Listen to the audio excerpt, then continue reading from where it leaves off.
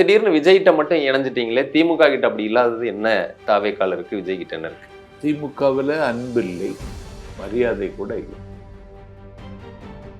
இல்லை, வலைத்தளத்தில் என்ன மோசமாக திமுகவை சார்ந்தவர்கள் விமர்சிச்சுட்டு இருக்காங்க. நான் கட்சி மாறுறதே கிடையாது, பிஜேபிக்கு போயிருப்பேன். இன்னைக்கு என்ன கூப்பிட்றாரு, யாரு என்ன இப்படி முடிவெடுத்துட்டீங்க, என்கிட்ட வந்திருக்கலாமே, நான் நல்லா வச்சிருப்பேனே உங்களைங்கிறாரு. நான் முதலமைச்சர் கேண்டிடேட் கூட ஆக்கலாம், நான் மேலே சொல்கிறேன், தயவு செய்து வந்துரு அப்படின்னாரு. எடப்பாடி முதலமைச்சராக இருக்கும் பொழுது சர்க்கார் படத்துக்கு பெரிய டார்ச்சர் கொடுத்தான் எடப்பாடி. அப்போ விஜய்க்கு ஆதரவாக நான் பேசினேன்.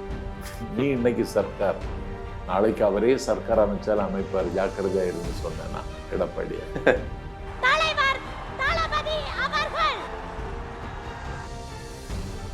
எஸ்பி வேலுமணி தொகுதி, செந்தில் பாலாஜி தொகுதி, உதயநிதி தொகுதியிலே வந்து தாவேகா நம்பர் 1 இருக்கு அப்படின்ற சொல்றாங்க.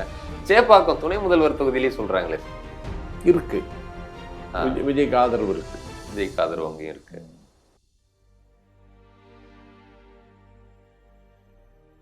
நீங்க இந்த ஆளுமைகள்ல உதயநிதி, விஜய் எப்படி பாக்குறீங்க? இந்த 2 ஆளுமை யார் ஆளுமை?